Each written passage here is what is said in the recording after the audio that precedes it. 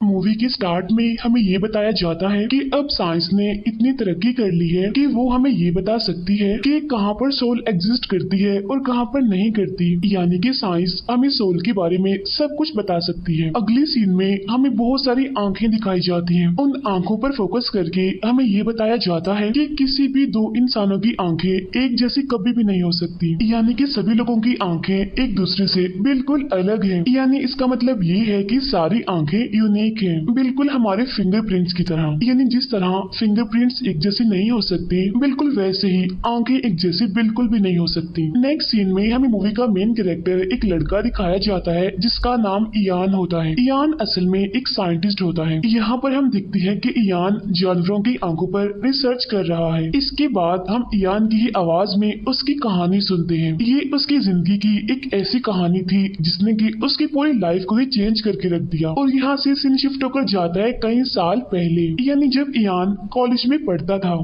यहाँ पर इयान अपने कॉलेज में होने वाली एक पार्टी में आया होता है, लेकिन वो इस पार्टी में एंजॉय नहीं कर रहा था क्योंकि उसे ये पार्टी बिल्कुल भी पसंद नहीं आती। इसी वजह से वो वहाँ से जाने लगता है। लेकिन जब वो वहाँ से बाहर जाने की सोचता है तो तभी उसकी नजर बाहर खड़ी हुई एक लड़की पर पड़ती है। इस लड़की का चेहरा हम देख नहीं पाते क्योंकि उसने अपने चेहरे को नकाब से ढका होता है। इयान उस लड़की को देखते ही उसके पास जाता है और उससे पूछता है कि तुम यहाँ क्यों खड़ी हुई हो, पार्टी में क्यों नहीं गई। तब ये सुनकर वो लड़की चांद की तरफ देखती है और बताती है कि देखो आज चांद कितना प्यारा लग रहा है। और तब यहाँ पर इयान उस लड़की की आंखों में देखता है जो कि बहुत ही खूबसूरत होती हैं। इसीलिए इयान उस लड़की से कहता है कि आपकी आंखें तो बहुत प्यारी हैं, क्या मैं इनकी तस्वीर बना सकता हूँ। तब ये सुनकर वो लड़की कहती है कि हाँ क्यों नहीं, बना सकते हो, बना लो। और तब यहाँ पर इयान ऐसा ही करता है, वो उसकी आंखों की पिक्चर बना लेता है। इसके बाद वो लड़की इयान से पूछती है कि अब हम दोनों पार्टी में चलें। तब इसके बाद वो दोनों पार्टी में आ जाते हैं जहां इस बार वो दोनों काफी एंजॉय कर रहे थे। अगले सीन में इयान अपने एक दोस्त के साथ अपनी लैब में काम कर रहा होता है और तब इतनी ही देर में इयान की फीमेल फ्रेंड जो कि उसकी कोलीग भी थी वो वहां पर आती है और वो इस लैब में इयान के साथ काम करती है और आज भी वो हमेशा की तरह इयान के साथ काम करने के लिए आई होती है। इसके बाद इयान उन्हें अपना एक एक्सपेरिमेंट दिखाता है जो कि उसने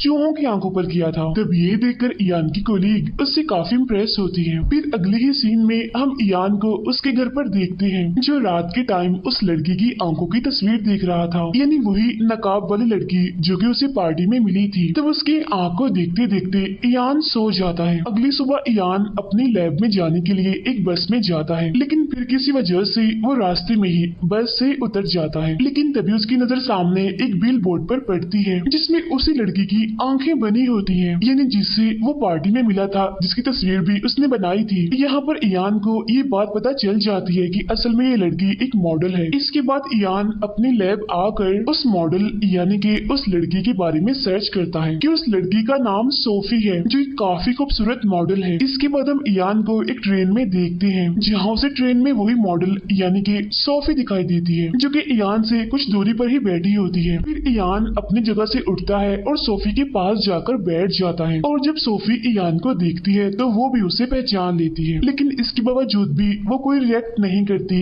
यानी कि वो उससे कोई भी बात नहीं करती। और जैसी ट्रेन रुकती है वो वहाँ से बाहर निकल जाती है। तब उसके पीछे पीछे इयान भी चला जाता है जहाँ थोड़ी ही दूर जाने पर वो दोनों ही एक दूसरे से बातें करने लगते हैं। जहाँ बातों में सोफी इयान को बताती है कि मैं अर्जेंटीना में पैदा हुई थी, लेकिन फिर जब मैं 11 साल की हुई तो तभी से वो अपनी दादी के साथ फ्रांस आ गई थी। तब ये सुनकर इयान भी सोफी को अपने बारे में बताता है कि मैं असल में एक साइंटिस्ट हूँ और मैं जानवरों की आंखों पर रिसर्च कर रहा हूँ। और सोफी क्या मैं तुम्हें एक बात बताऊं, आज तक मैंने जितने भी आंखों को देखा है उनमें से मुझे सबसे ज्यादा खूबसूरत आंख तुम्हारी लगी। इसी वजह से उस दिन मैंने तुम्हारी आंखों की तस्वीर बनाई थी क्योंकि तुम्हारी जैसी आंखें मैंने कभी भी नहीं देखी। अब उनकी बातों से उनके बीच एक कनेक्शन बन जाता है जहाँ बाद में सोफी इयान के साथ उसके घर आ जाती है जहाँ वो दोनों एक दूसरे के साथ काफी बातें करते हैं और काफी अच्छा टाइम वो गुजारते हैं। फिर एक दिन जब वो वो दोनों बाहर घूम रहे होते हैं तो उन्हें वहाँ पर एक सफेद मोर दिखता है जो कि काफी खूबसूरत लग रहा था। तब उसे देखकर सोफी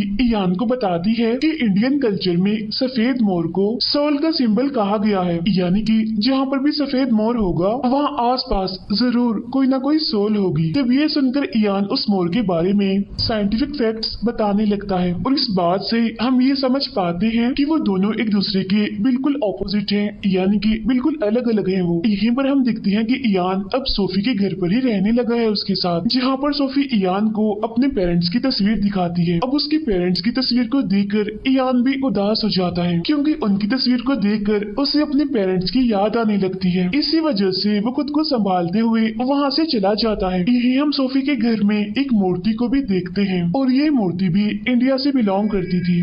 और अब ये देखकर हम ये समझ पाते हैं कि सोफी को इंडियन कल्चर से काफी लगाव है, वो इंडियन कल्चर को काफी पसंद करती है। अगले दिन हम इयान और उसकी कोलीग को देखते हैं जो कि अपने लैब में एक एक्सपेरिमेंट पर काम कर रहे थे जिसमें एक कीड़ा जिसके पास आंख नहीं थी वो उस कीड़े को इस एक्सपेरिमेंट के जरिए आंखें दे रहे होते हैं, क्योंकि इयान का मानना ये था कि हमारी आंखें गॉड का दिया हुआ कोई गिफ्ट नहीं है, बल्कि जब इंसान पैदा हुआ तो इंसान की बॉडी में ग्रो करने वाला एक डिवेलप्ड ऑर्गन है। इसके बाद इयान घर आकर सोफी को प्रपोज करता है और उससे पूछता है क्या तुम मुझसे शादी करोगी। तब इस बात के लिए सोफी फौरन मान जाती है और फिर अगले ही दिन वो दोनों शादी करने के लिए कोर्ट चले जाते हैं। लेकिन वहाँ जाकर उन्हें ये पता चलता है कि आज उनकी शादी नहीं हो सकती। तब इस बात से वो दोनों उदास होकर घर वापस जाने लगते हैं। लेकिन तभी इयान के पास उसकी कोलीग का फोन आता है जो इयान को बताती है कि हम जिस कीड़े पर एक्सपेरिमेंट कर रहे हैं ना उसे हम साइंस की मदद से आंखें दे सकते हैं।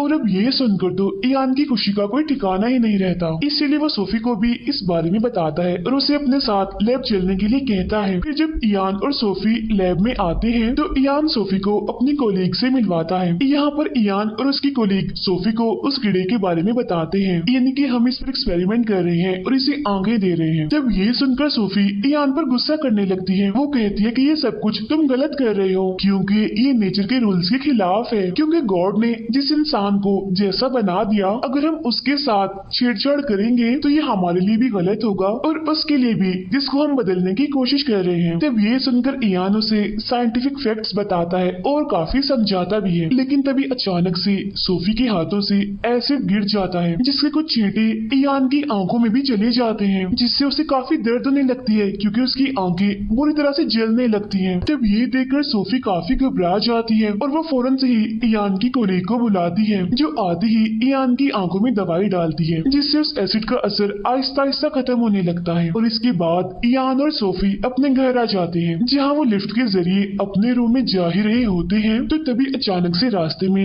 लिफ्ट की एक तार टूट जाती है, जिससे वो लिफ्ट वहीं पर ही रुक जाती है। तब ये देखकर सोफी काफी डर जाती है और घबरा भी जाती है और इसी वजह से वो रोने लगती है। लेकिन इयान यहाँ पर किसी तरह उस लिफ्ट का दरवाजा खोलता है और वहाँ से बाहर निकलता है। लेकिन इससे पहले कि वो सोफी को उस लिफ्ट से निकाल पाता तो वो लिफ्ट नीचे की तरफ जाने लगती है, जिसमें सोफी बुरी तरह फंस जाती है और इसी वजह से उसकी यहीं पर ही मौत हो जाती है।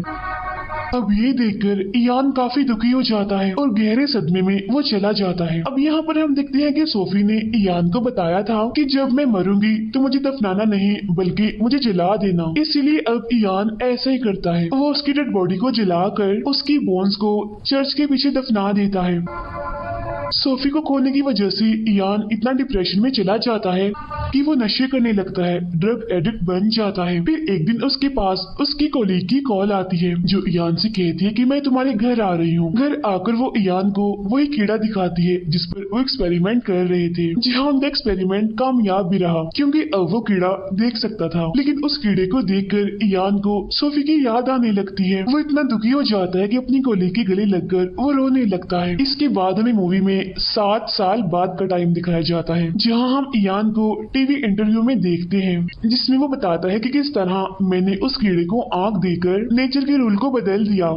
अगले सीन में हम इयान, उसके दोस्त और उसकी कोलीग को डिनर करते हुए देखते हैं, जहां हमें पता चलता है कि इयान की कोलीग की इयान की फ्रेंड के साथ ही शादी हो गई है, जहां अब उन दोनों का बेबी होने वाला है और कुछ दिन के बाद उनका एक बेटा पैदा होता है, जहां पर एक नर्स उस बच्चे की आंखों का आईरिस स्कैन करता है, जिसके जरिए उन्हें पता चलता है कि इस बच्चे की आंखें एक आदमी से मिलती हैं जो कि आर्मी मैन है। लेकिन इस बात को कोई भी सीरियस नहीं लेता और इस बात को ये कहकर टाल दिया जाता है कि शायद कंप्यूटर खराब है, उसमें कोई ग्लिच आ गई है। फिर कुछ सालों बाद जब वो बच्चा थोड़ा बड़ा हो जाता है तो इयान के पास एक डॉक्टर की कॉल आती है, जो से कहती है कि हम उस बच्चे पर कुछ टेस्ट करना चाहते हैं, और तब इसके लिए इयान और उसकी कोलीग उस बच्चे को लेकर हॉस्पिटल पहुंच जाते हैं, जहां उस बच्चे को 2 डॉग्स की तस्वीरें दिखाई जाती हैं। तब उन डॉग्स में से वो बच्चा एक को सिलेक्ट करता है। इसके बाद उस बच्चे को 2 फीमेल्स की तस्वीरें दिखाई जाती हैं और उनमें से भी वो एक को सिलेक्ट करता है। उस तस्वीर को सिलेक्ट करते ही वो बच्चा रोने लगता है और तब उनका ये एक्सपेरिमेंट यहीं पर ही खत्म हो जाता है, जिसके बाद ये लोग अब वापस घर आ जाते हैं। घर आने के बाद वो उस आदमी के बारे में पता लगवाने लगते हैं, यानी जिसकी आंखें उस बच्चे से मिलती थी हूबहू, जिससे इयान को ये पता चलता है कि वो आदमी रहता कहाँ है। इसीलिए अब इयान भी उस जगह पर पहुंच जाता है। वो एक शॉप में जाता है और उस आदमी के बारे में वो पूछने लगता है, और तब यहाँ पर आने के बाद इयान को ये बात पता चलती है कि उस आदमी को तो मरे हुए काफी साल हो गए हैं। और अब यहाँ पर इयान उस आदमी के घर का पता लेकर उसके घर जाने लगता है, जहाँ उसे रास्ते में वही डॉग दिखाई देता है जिसकी तस्वीर को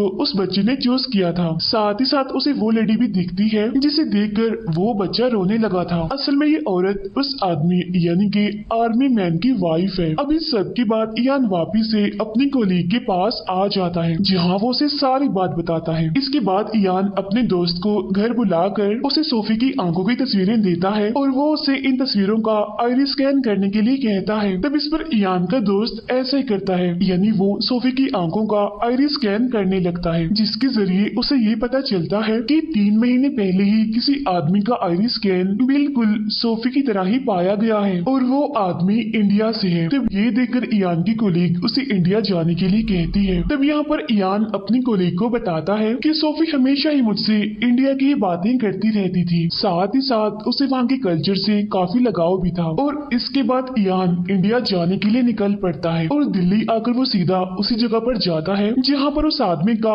आईरिस स्कैन हुआ था। यहाँ पहुंचकर इयान एक लड़की से मिलता है जो कि यहाँ की मैनेजर होती है। तब इयान उसे सोफी की आंखें दिखाते हुए उसे कहता है कि कुछ महीने पहले सेम ऐसी आंखें यहाँ पर रजिस्टर हुई थी। तब उन आंखों को देखते ही वो मैनेजर पहचान लेती है और बताती है कि ये आंखें असल में एक छोटी सी बच्ची की हैं, लेकिन मैं ये नहीं जानती कि इस टाइम वो बच्ची कहाँ पर है। तब ये सुनकर इयान उस मैनेजर से कहता है कि क्या आप मेरी मदद कर सकती हैं इस बच्ची को ढूंढने में। तब उसकी मदद करने के लिए वो मैनेजर मान जाती है और वो इयान से कहती है कि ठीक है, आप कल आइएगा। फिर अगले दिन वो मैनेजर इयान को लेकर एक जगह पर आती है और वो वहाँ के लोगों से उस बच्ची के बारे में पूछती है, जहाँ उन्हें ये पता चलता है कि उस बच्ची की पेरेंट्स की मौत हो गई है और तो और उसका इस दुनिया में कोई भी नहीं है, उसका तो अपना घर भी नहीं है, इसीलिए कोई भी नहीं जानता कि वो बच्ची इस टाइम कहाँ पर है। और तभी यहाँ पर इयान को एक आइडिया आता है, वो सोफी की आंखों की तस्वीर बिल बोर्ड पर लगवा देता है। फिर अगले सीन में हम इयान और उस मैनेजर को एक साथ देखते हैं। यहाँ वो मैनेजर इयान से कुछ सवाल करती है, यानी क्या तुम रिलीजियस हो, क्या तुम गॉड पर यकीन रखते हो। तब ये सुनकर इयान कहता है कि मैं एक साइंटिस्ट हूँ और मैं बस साइंटिफिक फैक्ट्स पर ही यकीन रखता हूँ और मैं इन चीजों पर बिल्कुल भी यकीन नहीं करता। अगले दिन हम इयान को देखते हैं जो कि उस बिली बोर्ड के पास बैठा होता है, लेकिन तभी यहाँ पर इयान एक बच्ची को देखता है जो कि उस बिली बोर्ड को बड़े ही गौर से देख रही होती है। और जैसे इयान उस बच्ची की आंखें देखता है तो वो इसे पहचान लेता है कि असल में ये बच्ची कोई और नहीं बल्कि वही है जिसे वो ढूंढ रहा है। तब इयान उसके पास जाता है और उससे कुछ बातें करने लगता है। इसके बाद वो उसे